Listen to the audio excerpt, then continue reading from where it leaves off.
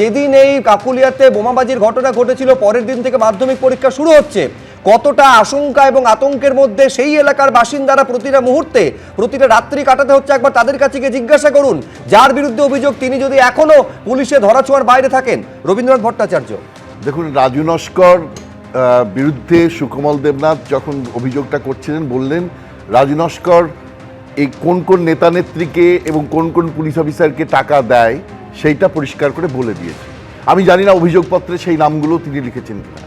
এটা যদি মারাত্মক কিছু নাম দিয়ে থাকে তাহলে রাজু নস্করের বাড়িতে 24-এর 1 জুন কুণাল ঘোষ, সুদীপ বন্দ্যোপাধ্যায়, পরেশ পাল মিলে মিটিং করলো।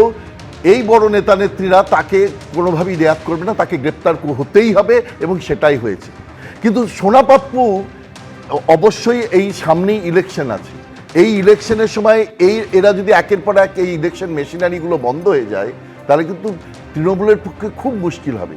সুতরাং আমার ধারণা সোনা পাপ্পু এমন কোনো সেফ কাস্টডিতে আছে, মানে এমন কোনো নেতার বাড়িতে আছে যেখান থেকে পুলিশ হাত দেওয়ার ছোঁয়ার সম্ভব নয়। না, আমি প্রমাণ করতে, আমি তো কারো নামও করিনি, কোনো দলের নামও করছি না।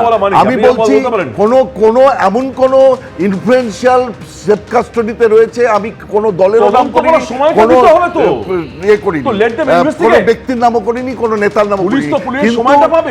কোনো জায়গায় আছে যেখানে পুলিশ যেতে পারছে না, না হলে কলকাতা পুলিশ যে কোনো মুহূর্তে সুপ্রতিম সরকারের যোগ্যতা দক্ষতা নিয়ে কেউ প্রশ্ন তুলতে পারবে না।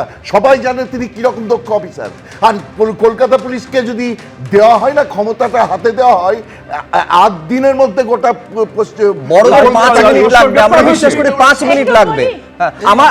আমার প্রশ্ন হচ্ছে, আমি দেবাশিস সরকারের কাছে আসবো। আমার প্রশ্ন হচ্ছে, ঠিকই তো এই পুলিশ 4 দিনের মধ্যে রাজু নস্করকে গ্রেফতার করতে পারে, 16 দিন পেরিয়ে যাওয়ার পরেও সোনা পাপ্পুর নাগাল পাওয়া যায় না কেন? আমি জানি না, একটা সম্ভাবনার কথা উস্কে দিয়েছেন রবীন্দ্রনাথ ভট্টাচার্য যে পুলিশ তার মানে অ্যাকশনে নেমেছে এবং রাজু নস্করকে গ্রেফতার করেছে কোনো একটা নির্দেশ পাওয়ার পর।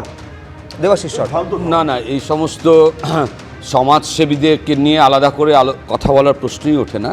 যেটা মূল বিষয় সেটা হচ্ছে যে 11 থেকে 26 হচ্ছে পশ্চিমবঙ্গের সামনে একটা সময়কাল, যে সময়কাল একই সাথে 3টে বিষয় তৈরি করেছে প্রিসাইজলি। 1, দুর্নীতি কোন মাত্রায় হতে পারে, 2, কারণ এটা একটার সাথে সম্পর্কিত, 2, সমাজ বিরোধী সংস্কৃতি, আর 3 হচ্ছে বেকার। ফলে একটা সময়কালে রাষ্ট্র ব্যবস্থা এমন একটা প্রশাসনিক রাজনৈতিক আবহ তৈরি করেছে যে দুর্নীতি চূড়ান্ত শিখরে উঠতে সাহায্য করে। এমন একটা রাজনৈতিক প্রশাসনিক আবহ তৈরি করেছে যে আবহতে এই সমস্ত সমাজ বিরোধীরা সমাজসেবার নাম করে মানুষকে খুন, মানুষের সম্পত্তি লুট করা, এই সমস্ত কাজে লিপ্ত হতে পারে বেলাগামভাবে আর কি।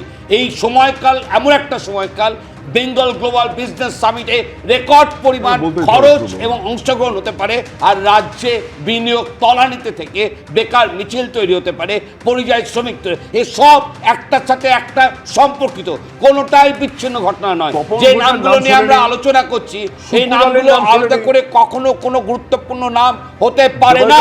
এটা এই সময়কার প্রশাসনিক রাজনৈতিক তৈরি হওয়া সমাজসেবী কি চমৎকার পশ্চিমবঙ্গের মানুষ এই সমাজসেবার যে আবহ, একেই একমাত্র। আমি গতকাল এই প্রশ্ন তুলেছিলাম যে সমাজসেবী তাহলে একটা আলাদা করে সংজ্ঞা তৈরি করতে হবে। এবিপি আনন্দ, এগিয়ে থাকে, এগিয়ে রাখে।